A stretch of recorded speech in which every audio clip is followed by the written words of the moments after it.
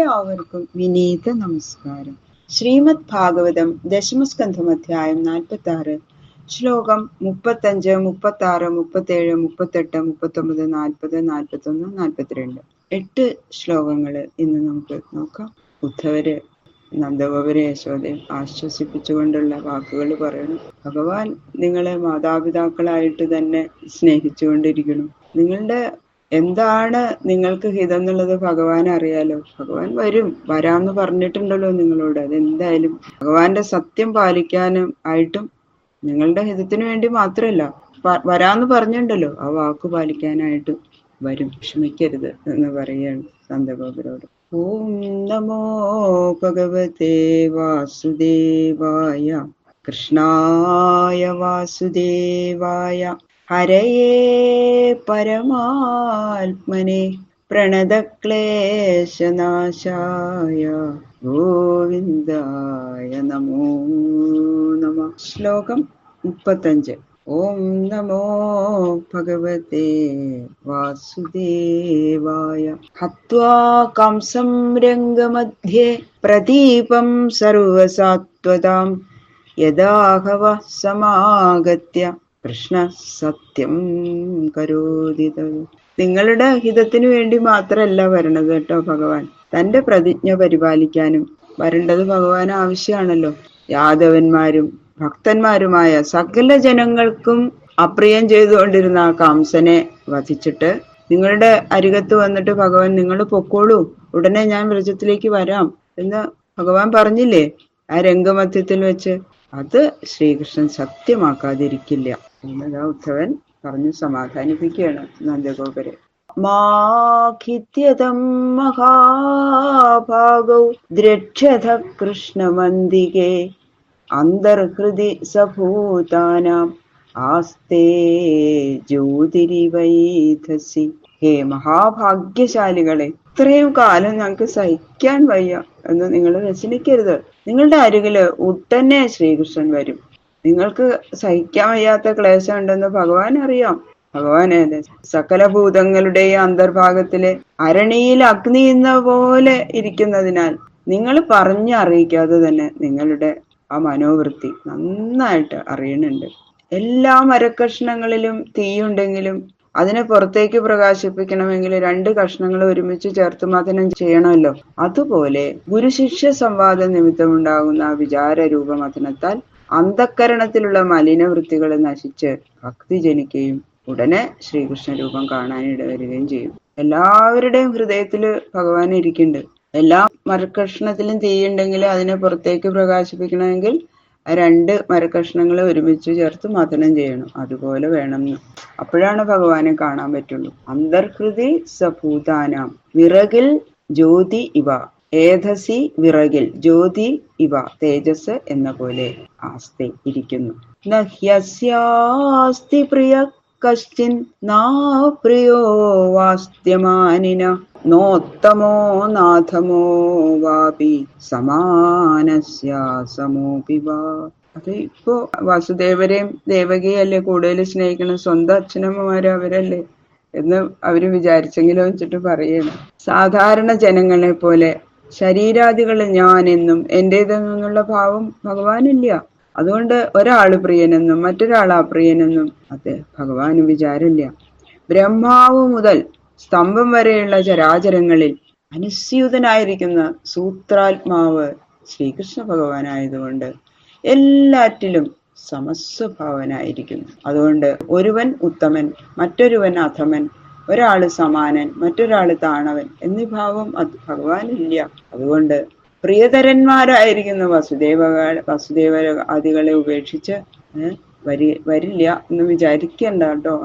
അങ്ങനെ സംശയിക്കേ വേണ്ട. പറയാ ഭഗവാൻ ആരോടും പ്രിയം ഇല്ല, അപ്രിയം ഇല്ല, എല്ലാവരും ഒരുപോലെയാണ്. ന മാതാ ന പിതാ തസ്യ ന ഭാര്യ ന സുതാദയ നാത്മീയോ ന പരശ്ചാപി ന ദേവോ ജന്മയേവ ച. സകല ലോക കാരണഭൂതനും നിയന്താവുമായ ശ്രീകൃഷ്ണന് സാധാരണ ജീവജാലങ്ങൾക്കുള്ളതുപോലെ ജന്മാതിഭാവങ്ങളില്ല. സാധാരണ ജീവികളെ പോലെ മാതാപിതാക്കന്മാരും വിവാഹം നിമിത്തമുള്ള ഭാര്യപുത്രാദികളും, അപകാരങ്ങൾ നിമിത്തം ബന്ധുശത്രുക്കളും, ദേഹിയിൽ നിന്ന് വേറിട്ടിരിക്കുന്ന ദേഹവും, ദേഹത്തിന് കാരണമായിരിക്കുന്ന ജന്മവും ശ്രീകൃഷ്ണ ഭഗവാനില്ല എന്ന് പറയണു ഉദ്ധവൻ. നചാസ്യ കർമ്മവാലോകെ സദസൻ മിശ്രയോനിഷു ക്രീഡാർത്ഥസോപി സാധൂനാം പരിത്രാണായ കൽപ്പതേ. പുണ്യപാപങ്ങളെ ഉൽപ്പാദിപ്പിക്കുന്ന കർമ്മവും ഭഗവാനില്ല. എങ്കിലും ലോകമര്യാദ നിലനിർത്തി സൽസ്വഭാവന്മാരായ സാധുക്കളെ പരിപാലിക്കാനും സൃഷ്ടി, സ്ഥിതി, സംഹാരം, തിരോധാനം, അനുഗ്രഹം എന്ന പഞ്ചകൃത്യങ്ങൾ നടത്തുന്നതുമായിട്ടുള്ള ആ വിനോദത്തിന് വേണ്ടി ദേവതിര്യങ് മാനുഷാദി യോനികളിൽ അവൻ ജനിക്കണു, അത്രയുള്ളൂ. സ്വേച്ഛയാ ജന്മസ്ഥാനങ്ങളായി സ്വീകരിക്കപ്പെട്ടവരില് മാതാവ്, പിതാവ് എന്ന സാധാരണക്കാരെ പോലെ നടിക്കുകയും ചെയ്യുന്നു. ഭഗവാന്റെ ഒരു അഭിനയം മാത്രമാണ്. മനുഷ്യനായിട്ട് ജനിക്കുമ്പോൾ അച്ഛനും അമ്മ, അച്ഛ അമ്മ എന്നൊക്കെ വിളിച്ച് അവരിൽ സ്നേഹം ഉണ്ടെന്നൊക്കെ നടിക്കണു, അത്രയുള്ളൂ. അതനുസരിച്ച് നിങ്ങളില് പിതൃമാതൃഭാവത്തെ പ്രകാശിപ്പിച്ചിരിക്കുന്ന കൃഷ്ണൻ നിങ്ങളെ ആശ്വസിപ്പിക്കാനായിട്ട് ഉടനെ വ്രജത്തിൽ വരും, വിഷമിക്കേണ്ട. സത്വം രജസ്തമൈതി ഭജതേ നിർഗുണോ ഗുണാൻ ക്രീഡൻ അതീതോത്ര ഗുണൈ സൃജത്യവതി ഹന്ത്യജ. ഭഗവാൻ ഒരു ക്രീഡ എല്ലാം. അതുകൊണ്ട് ക്രീഡാഹേതുവായിട്ട് തന്നെ പ്രാകൃത സത്വാദി ഗുണങ്ങളെ കളിക്കോപ്പുകളായിട്ട് ഭഗവാന്റെ ഇഷ്ടം കൊണ്ട് ഭഗവാൻ തന്നെ സ്വീകരിച്ചിരിക്കുന്നു. പ്രകൃതിജന്യങ്ങളായ സത്വരജസ് തമോ ഗുണങ്ങൾ നിമിത്തമുള്ള വികാരങ്ങളെ അതിക്രമിച്ചവനാണ് ഭഗവാൻ. അതുകൊണ്ട് ജന്മാദി ഷഡ്ഭാവങ്ങളില്ലാത്ത ഭഗവാൻ ശ്രീകൃഷ്ണൻ ലീലാർത്ഥം സത്വാദി ഗുണങ്ങളെ സ്വീകരിക്കുന്നു, ആ ക്രീഡ നടത്താൻ വേണ്ടിയിട്ട് മാത്രം. അപ്പോ രജോ ഗുണത്താൽ ലോകത്തെ സൃഷ്ടിക്കുകയും സത്വഗുണത്താൽ പരിപാലിക്കുകയും തമോ ഗുണത്താൽ സംഹരിക്കുകയും ചെയ്യുന്നു. ഗുണങ്ങളെ സൃഷ്ടിയാദി ലീലകൾക്കുള്ള ഉപകരണമായി സ്വീകരിക്കുന്നതല്ലാതെ ഗുണങ്ങൾക്ക് അധീനനായിരിക്കുന്നവനല്ല ഭഗവാൻ. യഥാ ഭ്രമരികാ ദൃഷ്ട്യാ ഭ്രാമ്യതീവ മഹീയതേ ചിത്തേ കർത്തരി തത്രാത്മാ കർത്തേവാഹം ധിയാ സ്മൃത. എല്ലാവിധം വ്യാപാരത്തിനും കാരണം ചിത്തമാകുന്നു ഇതവര് പറയാ. അതുകൊണ്ട് കർത്താവായിരിക്കുന്നത് ചിത്തമാകുന്നു. ഇതിനെ അറിയാത്ത ജനങ്ങള് ചിത്തത്തെ തന്നെ ആത്മരൂപമായിട്ട് ധരിക്കുന്നു. ആത്മാവ് വേറെ, ചിത്തം വേറെ. പക്ഷേ യഥാർത്ഥത്തിൽ അകർത്താവായിരിക്കുന്ന ആത്മാവിൽ ആ കർത്തൃത്വ ബുദ്ധി അവിവേക നിമിത്താണ് ഉണ്ടാവുന്നത്. എന്തുപോലെ എന്നാൽ ഭൂമി സ്ഥിരമായിട്ടിരിക്കുന്നു, പക്ഷേ ഒരാളിങ്ങനെ വട്ടം കറങ്ങി, നമ്മളിങ്ങനെ വട്ടത്തിൽ കറങ്ങിക്കൊണ്ടേയിരിക്കുമ്പോ ആ ഭൂമി കറങ്ങണു എന്നാ പറയുക. യഥാർത്ഥത്തിൽ ഭൂമിയാണോ കറങ്ങണത്? അല്ല, വട്ടം ചുറ്റുന്നത് ദൃഷ്ടിഗുണം കൊണ്ടാണ്, ഭൂമിയല്ല. അപ്പോ ഈ ദൃഷ്ടിദോഷത്തെ ഭൂമിയിൽ ആരോപിക്കുന്നു. ഭൂമിയാണ് ചുറ്റിത്തിരിയണമെന്ന് തോന്നുന്നത് പോലെ നിർവ്യാപാരനായിരിക്കുന്ന ഈശ്വരൻ ജീവകഥയായിരിക്കുന്ന അവിദ്യ നിമിത്തം വ്യാപാരവാൻ എന്ന പോലെ നമ്മൾക്ക്, അതായത് അജ്ഞാനികളായ ജനങ്ങൾക്ക് തോന്നുന്നു. അതുകൊണ്ട് ഈശ്വരൻ ഗുണബാധയില്ലാത്തവൻ തന്നെയാണ് എന്ന് നമ്മൾ മനസ്സിലാക്കണം എന്നാണ് ഉദ്ധവര് പറഞ്ഞത്.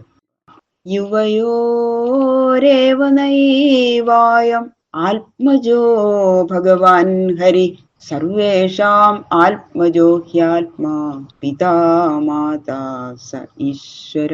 ജ്ഞാനാദികളായ 6 ഗുണങ്ങൾ തികഞ്ഞിരിക്കുന്ന ഭഗവാൻ ശ്രീകൃഷ്ണൻ നിങ്ങളുടെ പുത്രനാണെന്ന് നിങ്ങൾ അഭിമാനിക്കണം. പക്ഷെ അത് ശരിയല്ല പറയാണ് ഉദ്ധവൻ. എന്തുകൊണ്ടെന്നാൽ ആ ശ്രീകൃഷ്ണൻ നിങ്ങളുടെ പുത്രനാണെന്ന് വിചാരിക്കുകയാണെങ്കിൽ നിങ്ങളുടെ മാത്രം പുത്രനല്ല, എല്ലാവരുടെയും പുത്രനാണ്. പുത്രൻ മാത്രല്ല, അമ്മയും അച്ഛനും ആത്മാവും അവനാകുന്നു. മാതാപിതാ സഖ എന്ന് പറയില്ലേ, ത്വമേവ മാതാജ പിതാ ത്വമേവ ബന്ധുശ്ച സഖാ ത്വമേവ. എല്ലാം ഭഗവാൻ തന്നെയാണ്, അമ്മയും അച്ഛനും ആത്മാവും. എന്തുകൊണ്ടെന്നാൽ എല്ലാവരിലും അന്തര്യാമിയായിരുന്ന് ലോകരൂപനായി വിളങ്ങുന്ന മഹേശ്വരൻ അവനാണ്.